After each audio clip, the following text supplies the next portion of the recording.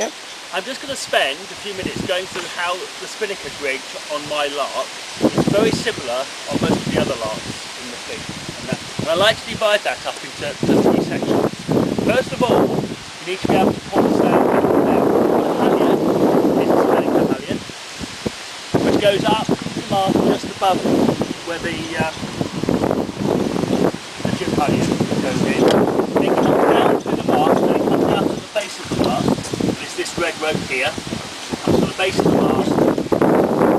It goes to the back of the boat, through this cleat, which allows me to cleat it, to a turning block at the back, and then on my boat it goes into the side, along the side, through the chute, something I had Bristol Sails make up for me, and out here at the downboard end of the sail.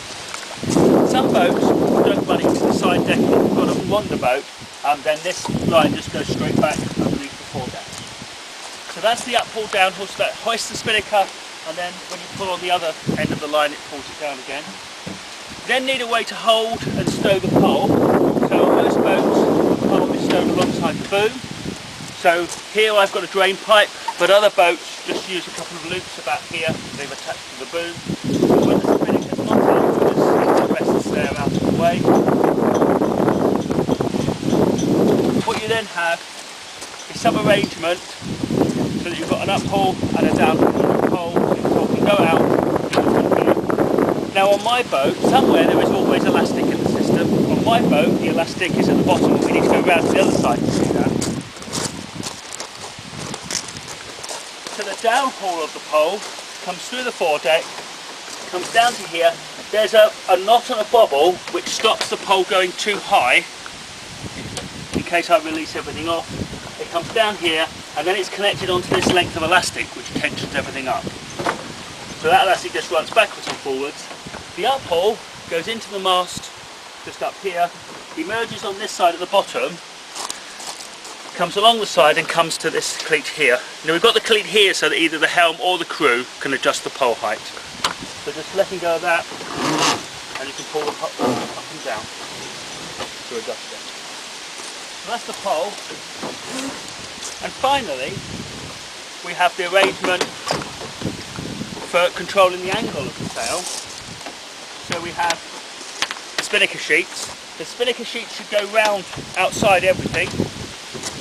On this boat they come back to twinning lines, and what the twinning line then allows you to do is to pull the sheet down to the deck, or if you release it, it allows it to come free.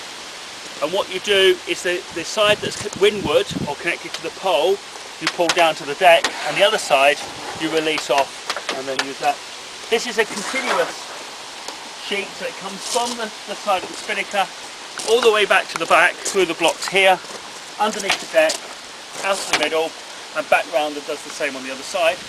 The tween line comes under the deck, emerges here through this block, goes across to the other side. So again, either the helm or the crew can reach across and adjust this, and you can just pull on this to pull it in. What I'm going to do now is rig the Spinnaker. So first of all, I've got the halyard here. I just make sure that that's not tangled.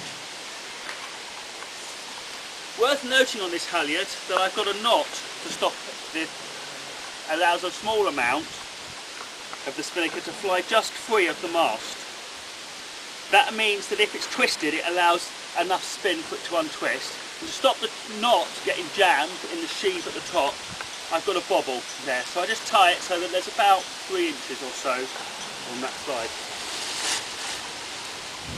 Then I would go down one side of the Spinnaker. So on this Spinnaker, this is the starboard side, and attach the sheet to that side. Again, I tie mine on with a small bowline, and as you can see, I try and tie quite a tight bowline onto that. If I now go along the bottom of the sail, I can then take the downhaul. Now I've got 2 patches on my Spinnaker, so I will go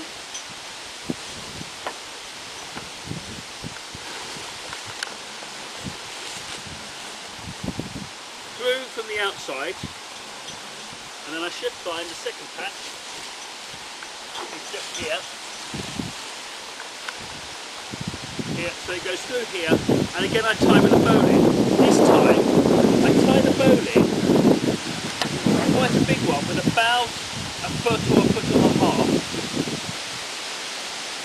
on loop. How much you can do will depend a bit on how much spare downhaul you've got.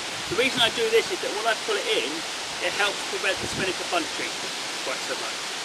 And then finally I can go down the other side of the spinnaker. Make sure it goes round, if you've got the jib hoist, it goes round the front of the jib and ties that one on with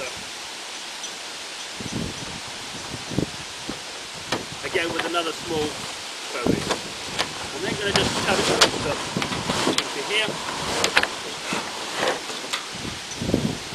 Now today I've got the wind coming from over in that sort of direction, so it's fairly easy to hoist the spinnaker just sitting. So what I'll do is I'll put the pole on first. You can't do this one like this when you're on the water, but just to give you an idea of how it's rigged. So I've got the pole, it's tight, I'll pull down, pull lifted. Go around the other side. So that's the guy side, this is the sheet side tie. We release the twinning line so that runs free. And then I can just hoist the spinnaker up.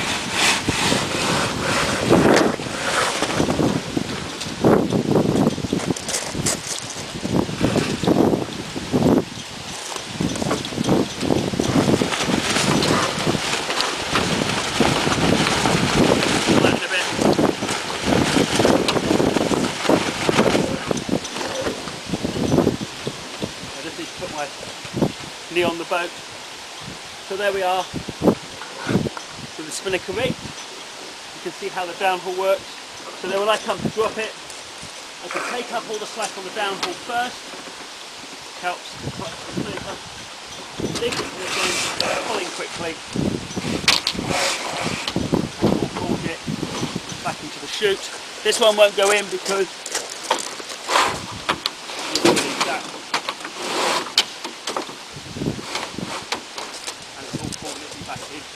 then I can release the pole, put it back, and that's it. So just to recap again, I've got the spinnaker halyard, which goes up the mast, down, back to the helm position, round and back round, comes a continuous loop onto the spinnaker with the downhaul. I've got the two sheets connected to the two corners, and linked to those twinning lines, so that I can let them out or pull them in. I've got a cleat for the guy side, which I can cleat off here, and then with the pole it's stored along the boom, and I can push it out into this upper or downhaul, put it onto the front of the mast, and then I can adjust the height of the pole from just behind the hoop. Interesting to note, a couple of things with the pole. One is I always put it in with the jaws facing upwards. That makes it slightly easier to get off the mast when you've done that. The other thing is it's got these tripping lines so that when you jibe, if you pull in one direction or the other, you can actually release the jaws to drop out the guy. Thank you, Alex.